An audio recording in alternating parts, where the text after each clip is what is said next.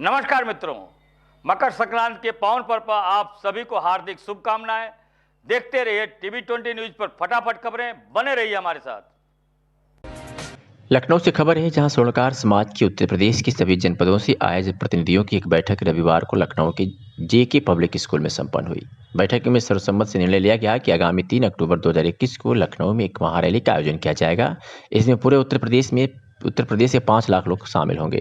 Rally में राजनीतिक सहभागिता सहित 411, 412 कानून में संशोधन, स्वर्ण व्यवसायियों की सुरक्षा सहित अन्य मुद्दे शामिल होंगे। बैठक में विचार रखते हुए स्वर्णकार समाज में तय हुआ कि महारैली के आयोजन के लिए पहले से चल रहे सभी संगठनों को मिलाकर एक संचालन समिति बनाई जाएगी। रैली का नाम स्वर्णकार राजनीतिक रैली होगी। इस महारैली से पूर्व सभी प्रांतों में क्षेत्रीय रैलियां आयोजित की जाएंगी। इसके लिए मंडल स्तर पर संचालन समिति बनाई जाएगी। फिर जिला स्तर पर और नीचे तहसील ब्लॉक स्तर पर भी संचालन समिति बनाई जाएगी। इस रैली आयोजन की तैयारी के लिए मंडल स्तर पर व जनपद स्तर पर महारैली तक अपना पूरा समय देने वाले समाज बंधुओं की जरूरत होगी। अगली बैठक अलग अलग मंडलों और जिलों में की जाएगी। बहुत संघर्ष किए हैं, लड़ाई लड़े हैं, तब हम सभासद हुए हैं। सभासद होने के बाद फिर 5 साल हम मेहनत किए हैं।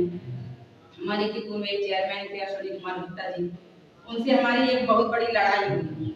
हमने यही ठाना था कि इनको तो हम भैया यहाँ से जब तक गिरा नहीं कर लेंगे तब तक हम चैन के साथ के संगठनों में बटा हुआ है। तो उस बारे में मैं कहना चाहूंगा कि बट गए हम तो निपट गए हम, और बटे हुए हैं इसलिए निपटे हुए हैं। तो मेरा ये कहना है, आपसे बहुत सारी चीजों पे चर्चा हो चुकी है, अपने दर्द और बयान कर चुके हैं सांसद लोग। मैं सिर्फ इतना कहना चाहूंगा कि जो कोर कमेटी बनाई जाए उसमें हमारे चेयरमैन साहब ने बताया, उस कमेटी के माध्यम से पहले, क्योंकि जब रैली होगी तो नेतृत्व या अध्यक्ष चुनाव जाना ही अनिवार्य होगा। उस उद्देश्य से ना तो किसी राजनीतिक रंग में रंगे हुए लोगों की पार्टी बनेगी, न किसी व्यवस्था में ऐसी की कोई सत्ता के विरोध में हो सकता। प्रधानमंत्री कार्यालय के पूर्व अधिकारी और गुजरात कैडर के पूर्व आईएएस अरविंद शर्मा आज बीजेपी में शामिल हो गए। एके शर्मा उत्तर प्रदेश के उप मुख्यमंत्री दिनेश शर्मा और यूपी की बीजेपी प्रदेश अध्यक्ष स्वतंत्र देव की मौजूदगी में बीजेपी में शामिल हुए हैं। उन्होंने पार्टी ज्वाइन करने के बाद कहा कि मैं बीजेपी में आने पर बहुत खुश हूँ। बता दें कि एके शर्मा को यूपी में बड़ा अहम जिम्मेदारी मिल सकती है। सोमवार को ही एके शर्मा ने वीआरएस लिया था। एके शर्मा पीएम मोदी के करीब बताए जाते हैं। उन्होंने पहले सीएमओ और फिर पीएमओ में अहम जिम्मेदारी निभाई है। दूसरी ओर विधान परिषद में सभापति के लिए अब चुनाव होना तय है। दरअसल सियासी गलियारे में सभी दलों की नजरें इस पर टिकी थी कि समाजवादी पार्टी परिषद के लिए कितने उम्मीदवार उतारती है और कैसे। चूंकि मौजूदा सभापति रमेश यादव समाजवादी पार्टी के कोटे से थे और उनका कार्यकाल 30 जनवरी को खत्म हो रहा है। ऐसे में सवाल है कि विधान परिषद का सभापति कौन होगा। 2 वर्ष की नौकरी बाकी रहने के बाद भी स्वैच्छिक सेवानिवृत्ति लेने वाले अरविंद कुमार शर्मा को एक व्यापक दृष्टिकोण वाला परिश्रमी अधिकारी माना जाता है। प्रधानमंत्री नरेंद्र मोदी के साथ गुजरात के साथ पीएम ऑफिस दिल्ली में भी काम करने का उनका लंबा अनुभव है। वह उत्तर प्रदेश के मऊ जनपद से बहुत पिछड़े इलाके से आते हैं। भारतीय जनता पार्टी के प्रदेश अध्यक्ष माननीय स्वतंत्र देव सिंह जी यहाँ उपस्थित नहीं है, लेकिन प्रदेश के माननीय मुख्यमंत्री माननीय योगी साहब और हमारे बीच उपस्थित माननीय दिनेश शर्मा साहब, दारा सिंह साहब, चौहान साहब, पार्टी के अन्य वरिष्ठ अधिकारी पदाधिकारीगण, मीडिया के सभी मित्रगण और हमारे जिले और हमको जानने पहचानने वाले, रात में ही सर मालूम हुआ, मुझे कहा गया कि आपको ये करना है और जिसको भी जैसे जानकारी मिली एकदम आप आकर के हमारे साथ जुड़ने का कम से कम 200-300 लोगों ने प्रयास किया। उन सभी के बीच मैं आज भारतीय जनता पार्टी को ज्वाइन कर रहा हूं और मुझे वास्तव में बहुत खुशी है। और मैं एक ही बात छोटी सी कहना चाहूंगा कि जैसा कि माननीय अध्यक्ष जी ने कहा कि दल और पार्टियां बहुत हैं। बीजेपी विश्व की शायद सबसे बड़ी या दूसरे नंबर की सबसे बड़ी पार्टी है। मैं एक मऊ जिले के गांव का, बल्कि बैकवर्ड गांव का, आप जानते ही हैं पूर्वांचल थोड़ा पिछड़ा हुआ इलाका है इस प्रदेश का, बैकवर्ड गांव का रहने वाला व्यक्ति हूं मेहनत और संघर्ष करके मैंने आईएएस की नौकरी पाई। ऐसे एक व्यक्ति को उठा करके अचानक मैं सचिव के पद पर कार्य कर रहा था। ऐसे एक व्यक्ति को जिसका कोई राजनीतिक बैकग्राउंड न हो, जो जिसकी कोई वंश परंपरागत कोई राजनीतिक लीगेसी न हो, ऐसे व्यक्ति को पार्टी में लाना, ये शायद नरेंद्र मोदी और भाजपा ही कर सकती है। और इस बात के लिए मैं माननीय मोदी साहब के प्रति और माननीय अध्यक्ष जी के प्रति और पार्टी के प्रति मैं नतमस्तक हूँ। पार्टी मुझे जो भी काम करेगी, जो भी उम्मीदें हमसे होंगी, उन पे मैं खरा उतरने का प्रयास करूंगा। राष्ट्र के प्रति हमेशा हम समर्पित रहे हैं। माननीय साहब का भी हम हाथ मजबूत करते रहेंगे और राष्ट्र की सेवा में मैं निरंतर लगा रहूंगा। धन्यवाद आप सब। फर्जी अंक पत्र पर नौकरी करने वाली सहायक अध्यापिका को बर्खास्त कर दिया गया है। शासन के निर्देश पर बीएससी अमरीश कुमार ने सेवा शून्य घोषित करते हुए वित्त एवं लेखाधिकारी, फिजिक्स शिक्षा एवं खंड शिक्षा अधिकारी पलानी को निर्देशित किया गया है कि आहरित की गई धनराशि की रिकवरी करना सुनिश्चित करें। बीएससी ने बताया कि सैलाब देवी पुत्री जनार्दन उपाध्याय, ग्राम फतेहपुर मंडनपुर, तहसील सगड़ी की प्रथम नियुक्ति प्राथमिक विद्यालय बरामद पट्टी शिक्षा क्षेत्र मोहम्मदपुर में हुई थी। वह वर्तमान में प्राथमिक विद्यालय जमदहा शिक्षा क्षेत्र पलानी में तैनात हैं। काउंसलिंग के समय प्रस्तुत किए गए अभिलेखों की जांच में पाया गया कि सैला देवी और मऊ में कार्यरत सैला देवी का प्रमाण पत्र में नाम, पिता का नाम एवं जन्मतिथि एक है। प्रधानाचार्य सर्वोदय इंटर कॉलेज खोसी से मऊ से अंक पत्रों की जांच कराने पर फर्जी अभिलेख की पुष्टि हुई है। शक्ति सेवा संस्थान के पदाधिकारी और सदस्यों द्वारा बिलैसा स्थित रेलवे क्रॉसिंग के किनारे गरीब बांसफोर जात के लोगों में मकर संक्रांति के एक दिन पूर्व पहुंचकर लाई, चूड़ा, गट्टा आदि का वितरण करके मकर संक्रांति खिचड़ी का त्यौहार मनाया गया। इस मौके पर शक्ति सेवा संस्थान के अध्यक्षा अलका श्रीवास्तव ने पत्रकारों से बातचीत में कहा कि आज हम सब गरीबों में मकर संक्रांति किस त्यौहार पर लाई, चूड़ा, गुड़, गट्टा आदि का वितरण करके त्यौहार को मना रहे हैं। अत्यंत गरीबी के कारण इन लोगों तक मूलभूत सुविधाएं नहीं पहुंच पाती है। हमारी संस्था हमेशा गरीब असहाय लोगों की मदद के लिए तत्पर रहती है। इस मौके पर संस्था के सचिव मनीष चौधरी, मीडिया प्रभारी प्रियंका वर्मा, मंत्री योजना जैन, उप सचिव अनिता सिंह, उपाध्यक्ष रेणु श्रीवास्तव, कोषाध्यक्ष शिखा श्रीवास्तव, संस्था के सदस्य रूपाली वर्मा, ममता, पूनम शर्मा, गुड़िया सिंह, लक्ष्मी पांडे, पूनम विश्वकर्मा, संतोष रस्तोगी, मालती श्रीवास्तव उपस्थित रहे। क्या कुछ कहा संस्था के संरक्षक मिथिलेश चौरसिया और अध्यक्ष अलका श्रीवास्तव ने, आपको सुनवाते हैं। आज हमारे शक्ति सेवा संस्थान की अध्यक्ष मैम, हमारी बड़ी बहन अलका श्रीवास्तव जी, सचिव मनीष चौधरी द्वारा और पूरी मेरी इस समय पूरी टीम है यहाँ पे। आज हम लोग रेलवे स्टेशन के बगल में ये ढरकार बस्ती है मुसहर, यहाँ पे हम लोग आए हैं गरीबों के बीच में। त्यौहार के एक दिन पहले आज हम इन लोगों को लाई, चूड़ा, गट्टा दे करके आज हम लोग इन लोगों के बीच में खिचड़ी मना रहे हैं। जी ये बताइए कि इस तरह का आयोजन करने का उद्देश्य ये है कि सर जो भी गरीब दुखी हैं, जो लोग नहीं त्यौहार मना पाते हैं, यह उद्देश्य हमारा है शक्ति सेवा संस्थान का कि कहीं भी गरीब दुखिया कहीं भी हो, शक्ति सेवा संस्थान बढ़ करके उनकी मदद करेगा, उन्हें हर चीज़ों में सहयोग देगा। आज मकर संक्रांति के त्यौहार पे हम लोग इन लोगों को, गरीब लोगों को अपनी तरफ से लाई और गट्टा देने हम लोग आए हैं। इन लोगों के साथ अपना त्यौहार मनाने आए हैं। मैम इस तरह का वितरण करके लाई, गट्टा, चूड़ा का शक्ति सेवा संस्थान, क्या उद्देश्य है इसका? उद्देश्य यही है कि अभी इन लोगों को, यहाँ से ये लोग दूर हैं, कोई है नहीं, इन लोग को देता नहीं। हम लोग इन लोग में आए हैं, अपना त्यौहार मना रहे हैं। इन लोग का, हम लोग को जितना सहयोग होगा हम इन लोग के लिए करेंगे। शक्ति सेवा संस्थान और किस तरह का सामाजिक कार्य करता रहता है? शक्ति सेवा संस्थान हर तरह का सामाजिक सेवा संस्थान करता है। अभी हम लोग कमर वितरण किए हैं और दत्ताश्रय पे जाके हम लोग चेंजिंग रूम लगवाए हैं। आज खिचड़ी के त्यौहार पे हम लोग इन लोग के यहाँ आए हैं, अपना त्यौहार मनाए हैं। गट्टा, लाई, चूड़ा बांट करके हमारी संस्था की सभी महिलाएं हैं, सभी लोग के साथ। आजमगढ़ के देवगांव सलेमपुर मार्ग पर सरस्वती शिशु मंदिर स्कूल के समीप शारदा सहायक खंड 23 नहर की पुलिया की रेलिंग टूटने से किसी समय बड़ी दुर्घटना हो सकती है। जानकारी के अनुसार देवगांव बाजार में सड़क गड्ढा युक्त होने के कारण सभी गाड़ियां नेशनल हाईवे के रास्ते से गुजर रही हैं। देवगांव बाजार से विद्युत सब स्टेशन के बीच स्थित नहर की पुलिया की रेलिंग कई वर्षों से टूटी हुई है। ग्रामीणों द्वारा सिंचाई विभाग में कई बार शिकायत करने पर भी इसका कोई निवारण नहीं हो सका, जिससे क्षेत्र के सैयद मनिकपुर, वसही, सलहरा, दौना, कटौली, बनारपुर, परसौरा, सलेमपुर, बेली तथा अन्य गांव सभा के आने जाने वाले लोग पूरी तरह जान जोखिम में रखकर पार करते हैं। यह एकमात्र पुल होने के एक परिणाम स्वरूप देवगांव बाजार तक आने जाने में लोगों को दुर्घटना की आशंका बनी रहती है। देवगांव बाजार के बाहर NH 237 सड़क मार्ग से जाने के लिए टूटी हुई रेलिंग की पुलिया से सभी को आना जाना पड़ता है। इस मार्ग से प्रतिदिन हजारों लोगों का आवागमन होता है। सलेमपुर निवासी पंकज सिंह पूर्व प्रधान ने बताया कि वर्षों पूर्व जिलाधिकारी को लिखित शिकायत की गई थी। विभागीय अधिकारियों की लापरवाही के कारण पुलिया की रेलिंग नहीं बनाई जा रही है। विभाग के लोग किसी बड़ी दुर्घटना का इंतजार कर रहे हैं। कहना चाहते हैं? देखिए, देवगांव से सलेमपुर का जो हमारा मुख्य मार्ग हम लोगों का है, उस मार्ग से देवगांव से बसही, बनारपुर, सलेमपुर, लहुआ होते हुए वह मार्ग सीधे गाजीपुर के लिए निकल जाती है। और देवगांव बाजार के नज़दीक में नहर पे पुलिया की दोनों तरफ की रेलिंग टूटी पड़ी, जिससे लगातार 4-5 दुर्घटनाएं हो चुकी है।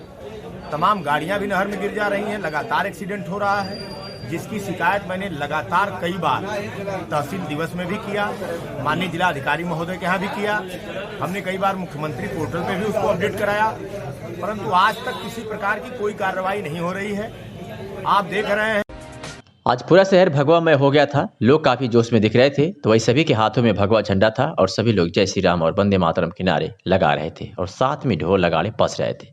वह जुलूस के साथ में एक रथ जिस पर राम जन्मभूमि पर बन रहे भव्य राम मंदिर की झांकी भारी हुजूम के साथ चल रही थी, जिसका नज़ारा देखने लायक था और इस मौके पर पुलिस व्यवस्था काफी चुस्त दुरुस्त दिखी थी। कार्यक्रम के आयोजक सह जिला संघ संचालक गौरव अग्रवाल ने बताया कि राम जन्मभूमि पर भव्य मंदिर का निर्माण होने जा रहा है। इसके लिए जन जागरण यात्रा निकाली गई है जो पूरे शहर में घूमेगी। इस महाअभियान में सभी का सहयोग शामिल करना हमारा लक्ष्य है, जिसमें महिलाओं, बहनों और युवाओं की भागीदारी शामिल है। उन्होंने कहा कि श्री राम जन्मभूमि निधि समर्पण अभियान 15 जनवरी से शुरू होकर 27 जनवरी तक चलेगा। क्या कुछ कहा संघ सह संचालक और गौरव अग्रवाल ने, आपको सुनवाते हैं। मंदिर का निर्माण होने जा रहा है। इसमें श्री राम जन्मभूमि मंदिर निर्माण निधि समर्पण अभियान जो 15 जनवरी से आरंभ होकर 27 फरवरी तक चलेगा। उसी में एक जन जागरण यात्रा आज कुंवर सिंह उद्यान से शहर का भ्रमण करते हुए यात्रा चलेगी। समाप्त कहाँ होगा? पुनः वापस यहीं पर आकर समाप्त होगी। लगभग किन मार्गों से ये गुजरेगा और कितनी संख्या में है लोग? लगभग 5 से 8 हज़ार लोग रहेंगे इसमें। महिलाएं, मातृशक्तियाँ और सभी हिंदू हमारे परिवार के लोग इस महाअभियान में जन जागरण यात्रा में शामिल हो रहे हैं। और ये इसका उद्देश्य क्या है? इसका उद्देश्य सभी हिंदू परिवारों को, सभी हिंदू जन जन तक पहुंचना और उस महाअभियान में सबकी सहभागिता और सबसे सहयोग अर्जित करना। और एक चीज़ ये भी देखा जा रहा है, यहाँ कोविड का पालन नहीं हो रहा है आपकी जो है संगठन में? नहीं, संगठन द्वारा सबको सूचना है मास्क के उपयोग की, सैनिटाइजर की और प्रॉपर दूरी बनाकर। लेकिन देखा तो नहीं जा रहा है कोविड का बार सूचनाएं हम लोग दे रहे हैं, जल्द पालन करना। उल्लंघन हो रहा है? उल्लंघन कुछ लोग अज्ञानतावश कर रहे होंगे, नहीं तो प्रयास सभी लोग कर रहे हैं। ठीक। जिला एकीकरण समिति के सचिव मुख्य विकास अधिकारी आनंद कुमार शुक्ला की अध्यक्षता में विकास भवन के सभागार में प्रख्यात शायर एवं संगीतकार कैफी आजमी जी के 102वां जन्मदिन के अवसर पर विचार गोष्ठी संपन्न हुई। इस अवसर पर कैफी आजमी के चित्र पर पुष्प पर मुख्य विकास अधिकारी, जिला विकास अधिकारी, पूर्व जिला पंचायत अध्यक्ष हवलदार यादव सहित जिला का एकीकरण समिति के सदस्यों द्वारा माल्यार्पण किया गया। इस अवसर पर सिवली कॉलेज के MA के छात्र संदीप महताब, कन्हैयालाल, सिवली कॉलेज के अलाउद्दीन जी द्वारा कैफी आजमी के गीत नब्ज से एवं बंद की प्रस्तुति की गई। इसके साथ ही कैफी आजमी के जीवन पर आधारित लघु फिल्म का भी प्रस्तुतिकरण किया गया। इस अवसर पर सिवली कॉलेज के उमेश सिद्दीकी, जिला विकास अधिकारी, DPRO, पूर्व जिला पंचायत अध्यक्ष हवलदार यादव ने अपने विचार प्रकट किए। आजमगढ़ जिले के कुंवर सिंह उद्यान पार्क से आज हजारों की संख्या में भाजपा के बड़े नेता, पदाधिकारी, कार्यकर्ता और हिंदू समाज के लोग एकत्रित हुए। सबकी जुबान पर एक ही नारा था, एक ही नाम, जय श्री राम, जय श्री राम। इस नारे के साथ हाथी, घोड़ा, ऊंट के साथ ही कार्यकर्ता व मुख्य हिंदू समाज के लोगों ने राम नाम की पदयात्रा निकाली, जिसने पिकअप गाड़ी पर राम मंदिर का बनाया गया नक्शा लोगों के आकर्षण का केंद्र बना रहा। पदयात्रा शहर के विभिन्न मार्गों से होते हुए कुंवर सिंह पार्क में जाकर समाप्त हो जाएगा। इस यात्रा के दौरान हिंदू समाज के लोगों में काफी उत्साह दिख रहा था। गाजे बाजे के साथ निकली यात्रा में हजारों की संख्या में मौजूद हिंदू समाज के लोग काफी उत्साहित नजर आ रहे थे। वही लोगों का कहना था कि यात्रा नगर के विभिन्न मार्गों से होते हुए कुंवर सिंह उद्यान पार्क में आकर समाप्त हो जाएगा। लोगों का कहना है कि इस यात्रा का उद्देश्य हिंदुओं को जागृत करना है। राम मंदिर का भव्य निर्माण होने जा रहा है, इसके उपलक्ष्य में यात्रा निकाली जा रही है। क्या कुछ कहा शैलेंद्र अग्रवाल नगर अध्यक्ष भाजपा ने आपको सुनवाते हैं। शैलेंद्र अग्रवाल नगर अध्यक्ष भारतीय जनता पार्टी। आज राम नाम की एक पद यात्रा निकलनी है जो कि पूरे नगर में भ्रमण करेगी और सभी हिंदुओं को जागृत करना है। और आप जैसा कि आप सभी लोग जानते हैं, अयोध्या में भगवान राम का भव्य मंदिर निर्माण होने जा रहा है, जिसके उपलक्ष्य में आज ये पद यात्रा निकाली जा रही है। और सभी लोग ये चाहते हैं कि हर व्यक्ति, एक एक व्यक्ति का सहयोग उस राम मंदिर में हो, जिससे कि राम मंदिर का भव्य निर्माण हो। और राम मंदिर किसी एक व्यक्ति का नहीं, राम मंदिर सभी हिंदुओं का है और हिंदू राष्ट्र है ये। इसीलिए आप सभी लोगों से निवेदन है कि पद यात्रा में से अधिक संख्या में सम्मिलित होकर राम नाम को उच्च स्तर तक ले जाए। किस तरह जागरूक करेंगे आप?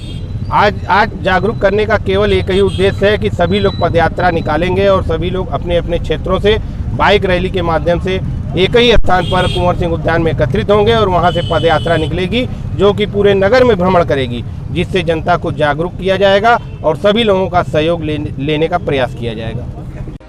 सरकार ने कोविड-19 को मात देने के लिए टीकाकरण की तैयारी पूरी कर ली है। आज जनपद में कोविड वैक्सीन की पहली खेप आ चुकी है। सीएमओ डॉक्टर ए के मिश्रा ने बताया कि 16 जनवरी को जनपद में 4 स्थानों पर 400 लोगों को स्वास्थ्य केंद्रों पर कोरोना टीकाकरण किया जाएगा, जिसकी सभी तैयारियां पूरी की जा चुकी हैं। इस अभियान के अंतर्गत एक बूथ पर एक दिन में 100 लोगों को टीका लगाया जाएगा। उन्होंने इस टीके के बाबत ये भी स्पष्ट किया कि गंभीर बीमारी से ग्रसित व्यक्तियों को भी कोविड-19 का टीका लगाया जाएगा, परंतु इस बात का लोग ध्यान अवश्य दें कि टीका लगने के बाद भी कोविड-19 के नियमों का पालन करना अनिवार्य है।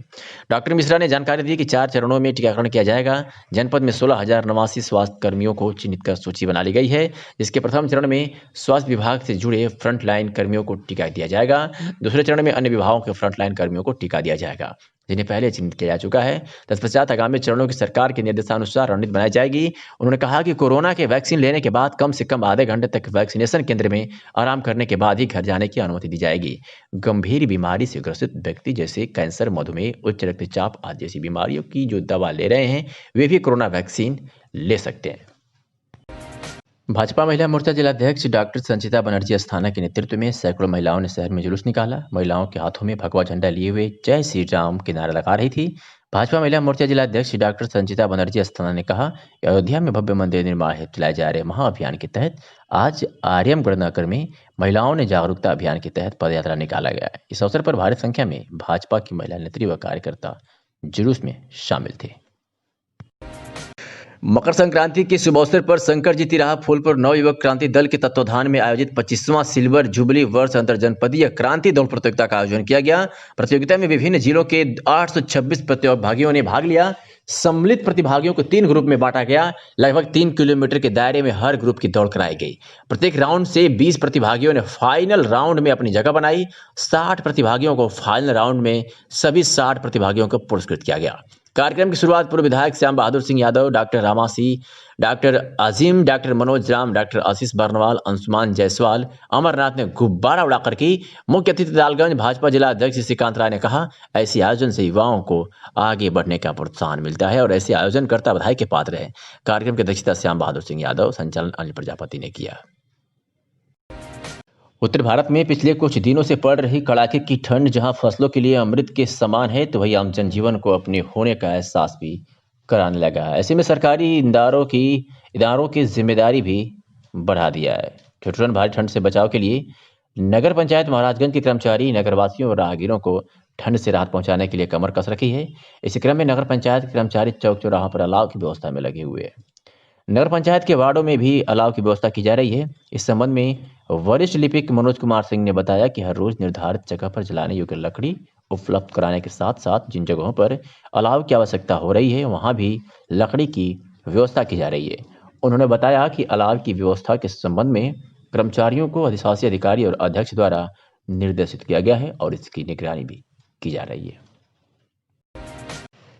यूपी के रहने वाले गुजरात कॉडर के 1988 बैच के आईएएस और प्रधानमंत्री नरेंद्र मोदी के भरोसेमंद अधिकारी अरविंद कुमार शर्मा की स्वैच्छिक सेवानिवृत्ति ने प्रशासनिक और सियासी गलियारे में सभी को चौंका दिया है। अचानक अरविंद के सरकारी नौकरी को छोड़ने के पीछे एक सोची समझी रणनीति बताई जा रही है। यूपी में विधान परिषद चुनाव की घोषणा होते ही अरविंद शर्मा द्वारा बीआरएस लेना अनायास नहीं है। पार्टी के अंदरखाने के लोग अरविंद को यूपी में विधान परिषद चुनाव में उम्मीदवार बनाए जाने की संभावना जता रहे हैं। अरविंद शर्मा को योगी सरकार में उप मुख्यमंत्री का दावेदार बनाए जाने की संभावना से भाजपा का अंदरूनी राजनीतिक तापमान बढ़ गया है। हालांकि भाजपा से जुड़े वरिष्ठ पदाधिकारी किसी जातीय गणित के लिहाज से किसी दलित नेता को योगी सरकार में उप मुख्यमंत्री का पद देने की वकालत कर रहे हैं। बता दें कि मऊ जिले के मोहम्मदाबाद गोहाना तहसील के रानीपुर विकासखंड अंतर्गत काजा खुर्द गांव के रहने वाले शिवमूर्ति राय व शांति देवी के बड़े बेटे अरविंद कुमार शर्मा का जन्म वर्ष 1962 में 11 अप्रैल को हुआ था। अरविंद शर्मा के पिता रोडवेज में ट्रैफिक इंस्पेक्टर और माता गृहिणी थी। 3 भाइयों में सबसे बड़े अरविंद बचपन से ही मेधावी थे। शुरुआती शिक्षा गांव के ही प्राइमरी विद्यालय से लेने के बाद उन्होंने डीएवी इंटर कॉलेज से इंटरमीडिएट तक की पढ़ाई पूरी की। उसके बाद उन्होंने स्नातक के लिए इलाहाबाद विश्वविद्यालय का रुख किया। यहाँ से राजनीति शास्त्र में स्नातक पाठ्यक्रम में टॉप किया। इसके बाद इलाहाबाद विश्वविद्यालय से पीएचडी की उपाधि भी ली। इसके बाद वो इलाहाबाद विश्वविद्यालय के राजनीतिक शास्त्र विभाग में बतौर असिस्टेंट प्रोफेसर नौकरी शुरू की। सिविल सेवा में जाने का सपना देखने वाले अरविंद ने अध्यापन के साथ अध्ययन पर भी खूब मेहनत की। तीसरे प्रयास में वर्ष 1988 में अरविंद का चयन गुजरात कॉडर में भारतीय प्रशासनिक सेवा के लिए हो गया। एसडीएम पद पर उनकी पहली तैनाती 1989 में हुई। वह वर्ष 1995 में मेहसाणा के कमिश्नर बने। अरविंद ने मेहनत और कर्मठता से अपनी अलग ही पहचान बनाई और वर्ष 2001 में जब नरेंद्र मोदी ने गुजरात के मुख्यमंत्री की कुर्सी संभाली तो जिन ईमानदार नेताओं को अपने कार्यालय में तैनात किया उनमें अरविंद शर्मा मुख्य थे। अरविंद को सचिव मुख्यमंत्री का पद मिला और वर्ष 2013 में उनको पदोन्नत कर मुख्यमंत्री के अतिरिक्त प्रमुख सचिव की जिम्मेदारी दी गई। नरेंद्र मोदी जब वर्ष 2014 में प्रधानमंत्री बने तो अरविंद को भी अपने साथ प्रधानमंत्री कार्यालय लाना नहीं भूले। जून 2014 में केंद्रीय प्रतिनियुक्त पर उन्हें प्रधानमंत्री कार्यालय में संयुक्त सचिव बना दिया गया। वर्तमान में अरविंद शर्मा लघु एवं सूक्ष्म उद्योग मंत्रालय में सचिव पद पर तैनात थे। नवंबर में विधानसभा उपचुनाव के नतीजे आने के बाद ये योगी मंत्रिमंडल में विस्तार की अटकलें लगाई जा रही है। विधायकों की संख्या के आधार पर यूपी में मंत्रिमंडल में 60 सदस्य हो सकते हैं। वर्तमान में योगी मंत्रिमंडल में कुल 54 सदस्य हैं। इनमें 23 कैबिनेट, 9 राज्य मंत्री और 22 राज्य मंत्री हैं। विधानसभा चुनाव से पहले योगी सरकार ने मंत्रिमंडल का विस्तार कर कुछ नए चेहरों की जिम्मेदारी दी जा सकती है, जिनमें अरविंद शर्मा प्रमुख हैं। हालांकि अरविंद के यूपी की राजनीति में उतरने की बाबत कुछ भी कहने से भाजपा के प्रदेश पदाधिकारी बच रहे हैं। Bureau report, TV20 news. पदाधिकारीगण, मीडिया के सभी मित्रगण और हमारे जिले और हमको जानने पहचानने वाले, रात में ही सर मालूम हुआ, मुझे कहा गया कि आपको ये करना है और जिसको भी जैसे जानकारी मिली एकदम आकर के हमारे साथ जुड़ने का कम से कम 200-300 लोगों ने प्रयास किया। उन सभी के बीच मैं आज भारतीय जनता पार्टी को ज्वाइन कर रहा हूँ और मुझे वास्तव में बहुत खुशी है। और मैं एक ही बात छोटी सी करना चाहूँगा कि जैसा कि माननीय अध्यक्ष जी ने कहा कि दल और पार्टियां बहुत हैं। बीजेपी विश्व की शायद सबसे बड़ी या दूसरे नंबर की सबसे बड़ी पार्टी है। मैं एक मऊ जिले के गांव का ऐसे एक व्यक्ति को जिसका कोई राजनीतिक बैकग्राउंड ना हो, जिसकी कोई वंश परंपरागत कोई राजनीतिक लिगेसी ना हो, ऐसे व्यक्ति को पार्टी में लाना ये शायद नरेंद्र मोदी और भाजपा ही कर सकती है। और इस बात के लिए मैं माननीय मोदी साहब के प्रति और माननीय अध्यक्ष जी के प्रति और पार्टी के प्रति मैं नतमस्तक हूँ। पार्टी मुझे जो भी काम करेगी, जो भी उम्मीदें हमसे होंगी, उन पर मैं खरा उतरने का प्रयास करूँगा। राष्ट्र के प्रति हमेशा हम समर्पित रहे हैं। माननीय साहब का भी हम मजबूत करते रहेंगे।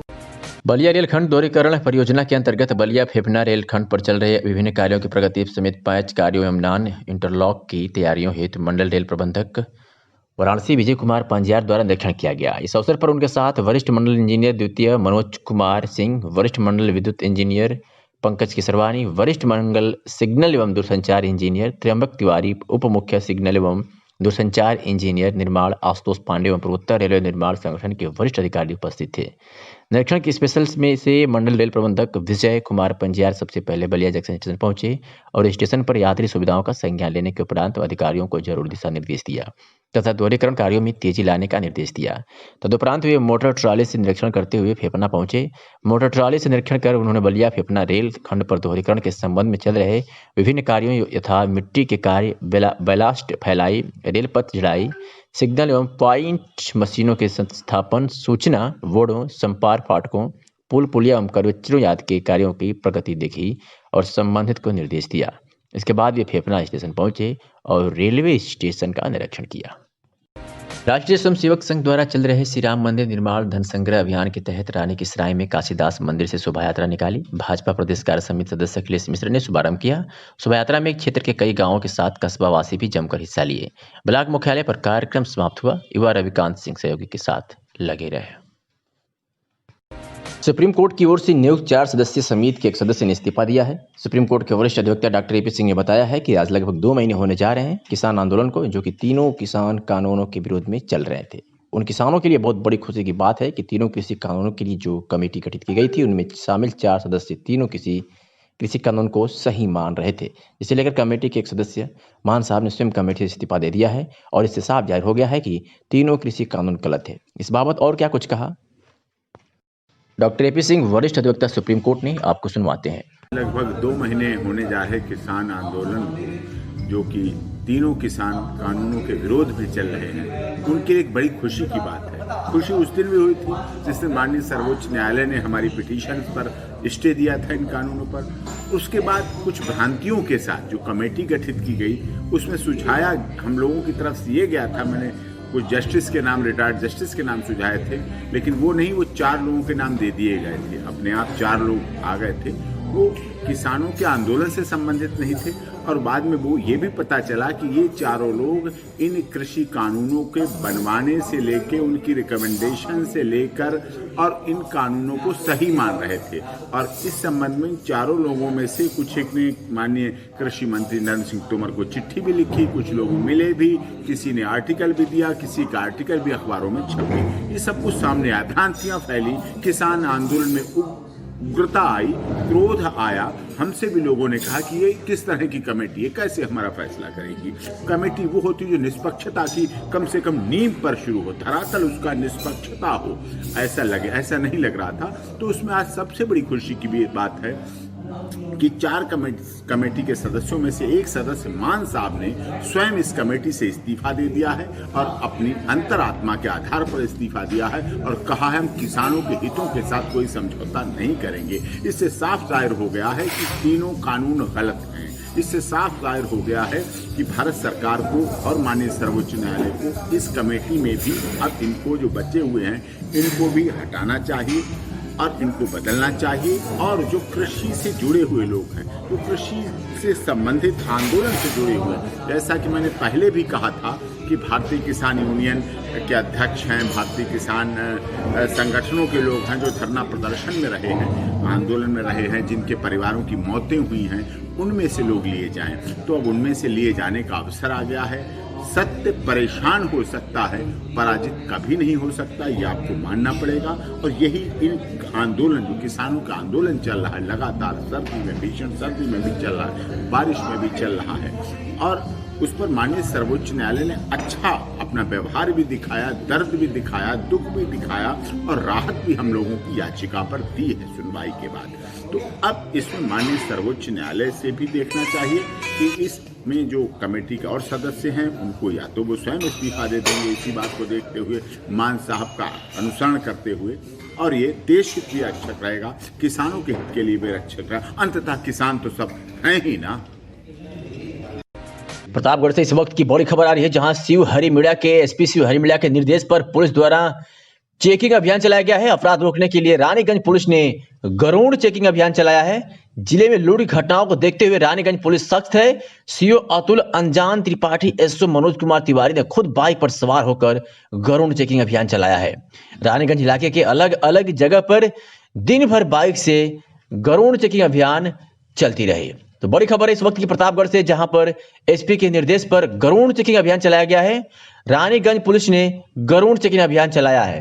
क्षेत्र में जो लूट की घटनाएं हैं या कोई भी संगीन अपराध है उनको रोकने के लिए प्रतापगढ़ पुलिस के द्वारा ऑपरेशन गरुड़ चलाया जा रहा है, जिसके तहत व्यापारिक प्रतिष्ठान, सराफा मार्केट, भीड़भाड़ इलाके जहां भी अपराध होने की संभावना है वहां पर इस प्रकार की गश्त की जा रही है। ये सुबह, दोपहर और शाम ये तीनों टाइम गश्त की जा रही है। कहाँ की है? ये अभी जैसे दुर्गागंज मार्केट में की जा रही है, रानीगंज कस्बा में की गई है, जानकारी मार्केट में की गई, गाजी का बाग, सुल्तानपुर, जहाँ भी जो भी स्थल ऐसे हैं जो व्यापारिक प्रतिष्ठान जहाँ पर हैं या अपराध की दृष्टि से महत्वपूर्ण